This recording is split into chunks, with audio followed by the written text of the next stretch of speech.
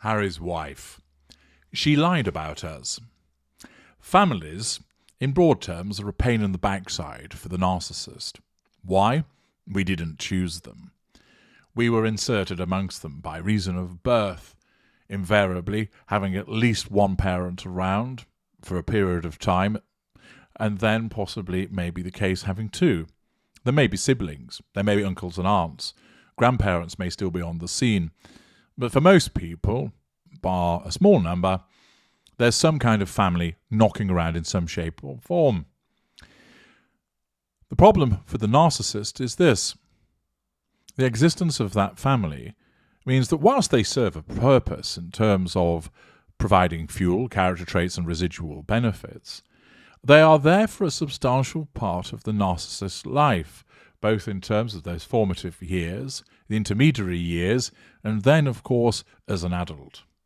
And invariably, it is the family that witnesses many of the narcissist's behaviours.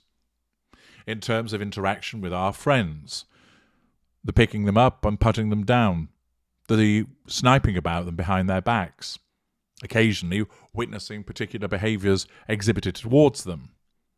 And then, of course, should the narcissist, and is often the case, embark upon romantic pursuits, seeing the coming and goings of various boyfriends or girlfriends. The family invariably there in the background, observing, commenting, being involved, noting the arguments, noting the fallings out, receiving the silent treatments, lending the money and not receiving it in return, bailing the narcissist out from difficult circumstances, observing catastrophic relationships, tumultuous relationships, there in the background. A narcissist can often shape the narrative vis-à-vis friends through compartmentalization, by hanging out with certain friends and not others, ensuring that those various social groups don't have anything to do with one another, and sometimes that can be readily achieved.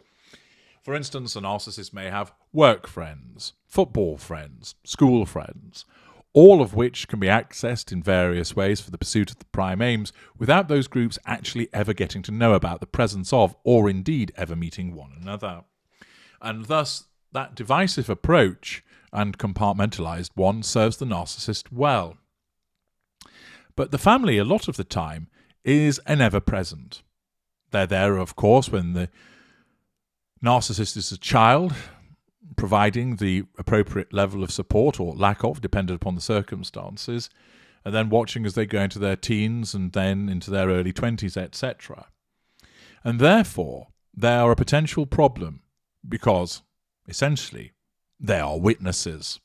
They are witnesses to much of the narcissist's behaviour, and also, save those that are brainwashed within the coterie and become lieutenants, and there is invariably at least one member of the family that's dissatisfied with the way the narcissist behaved, there's somebody that's going to rat on the narcissist at some juncture, who will tell that bewildered girlfriend, oh, he's always been like this. He always treats women this way.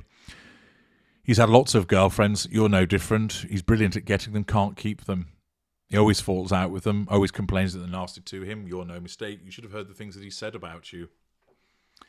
Explaining to friends, yes, he shifts through friends as easily as he changes his underwear. Oh, yes, she's always falling out with her friends. She's been like that ever since she was a little girl. Essentially, the family can provide the receipts. Now, leaving aside the issue of where there's a familial narcissist that has their own agenda, invariably the non-narcissists are victims of the narcissist's behaviour, but are also there in order to be able to present to the outside world how that narcissist really behaves, compared to the edited version that the narcissist presents to the world itself through a facade or veneer.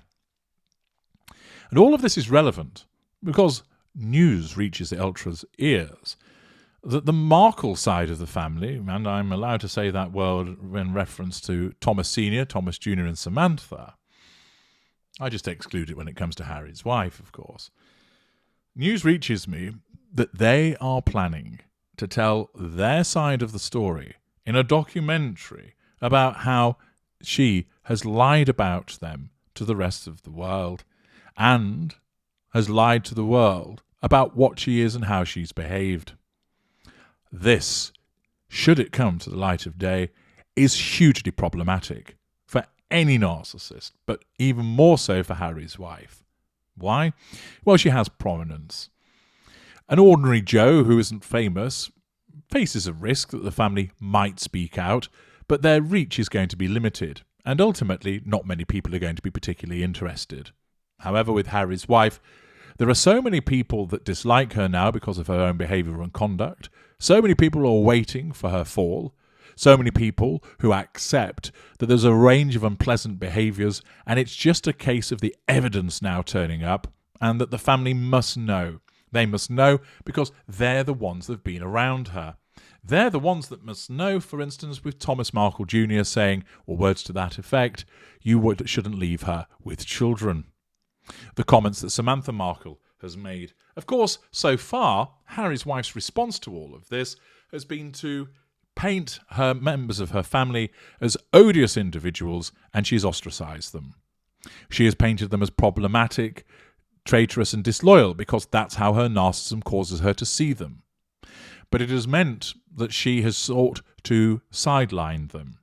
They, of course, have popped up repeatedly, expressing their views about her behaviour, though not as totally as they might do, more generally talking about how she's behaving at present, the unfairness of the way that she has excluded them, the way that it's not pleasant, that she doesn't involve, for instance, Thomas Markle Sr., that he's never met the grandchildren, the fact that she's done nothing in relation to his period of ill health, etc. They have remained largely quiet about the past with Harry's wife, the suspicions that she's been married 3 times, not twice, the suspicions that there is another child out there, the suspicions about the sorority hazing incident, the suspicions about being a yacht girl, etc. It may well be that the family are able to shed light upon all of these matters and are particularly more likely to want to do so as a consequence of the way that they've been treated latterly. As mentioned, Harry's wife has sidelined them by basically leaving them on the shelf and then disengaging from them, which can happen with regard to secondary sources but is unusual, and shows the extent to which her narcissism is determined to ensure that those individuals are silenced and that nobody listens to them or believes them. It may be the extent of their silence has been occasioned so far through the application of legal remedy, for it does seem rather unusual that her father and half-siblings haven't laid down the truth about her behaviours so far. And it's possible that some form of legal injunction or remedy has brought their silence or compelled their silence so far. But the suggestion is that they are now going to tell their side of the story, and in so doing, they will have access to years of material about the way that she has behaved. It'll be interesting to see if it's just recall or whether there's actual documentation, journaling, etc. to back up what has gone on, and also if what they say is corroborated by one another. These are problems for Harry's wife and will of course amount to substantial threats to her control. She does not want this to come out and is likely to seek to assert control over them directly to prevent it happening.